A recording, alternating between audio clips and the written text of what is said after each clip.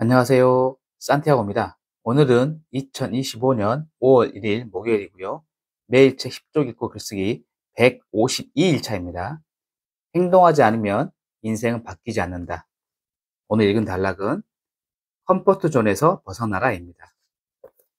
컴포트 존에서 벗어나기 위해서는 어떻게 해야 되는지 알아보고 느낀 점 적어보겠습니다.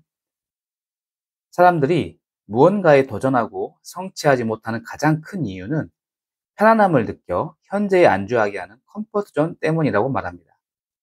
사람들은 경쟁에서 승리하거나 혹은 자신도 모르는 사이에 이 컴포트 존에 진입하게 되며 이는 적당이라는 함정에 빠뜨려 더 큰 성공을 방해한다고 합니다. 애플은 2007년에 아이폰의 터치스크린, 200만 화소의 후면 카메라 등 놀라운 기능을 탑재해 출시했습니다. 그런데 당시 휴대폰 시장을 지배하던 노키아와 블랙베리의 임원들은 신흥 강자인 아이폰을 무시해 매출액이 급감하면서 결국 5년 후에는 시장에서 사라졌습니다. 이렇게 컴포트존은 마치 우리를 서서히 끓는 물 속의 개구리처럼 둔감하게 만듭니다. 위기 앞에도 기회는 늘 있기에 명민한 감각으로 대비하는 사람은 언제나 살아남습니다. 세계적 리더십 전문가 워런 베니스는 5년 동안 93명의 뛰어난 리더들을 관찰하고 추적했습니다. 그가 발견한 리더들의 가장 큰 차이점은 컴포트 존으로 미끄러지는 순간을 누구보다 냉철하게 인지한다는 것이었습니다. 그들은 컴포트 존이 주는 행복에 젖어 있지 않고 계속해서 이루기 힘들어 보이는 크고 높은 목표를 세워 새로운 성취로 나아갔습니다.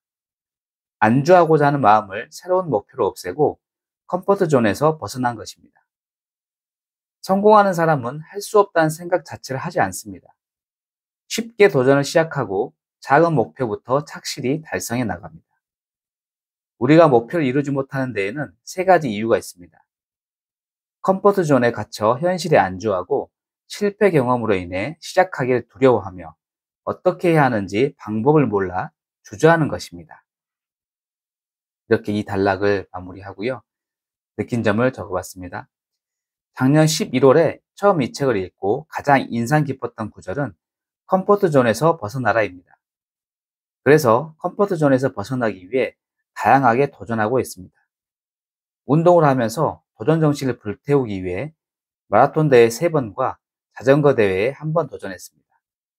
도전해서 완주해보니 엄청난 성취감이 샘솟았습니다. 힘들지만 재미와 보람이 있었습니다.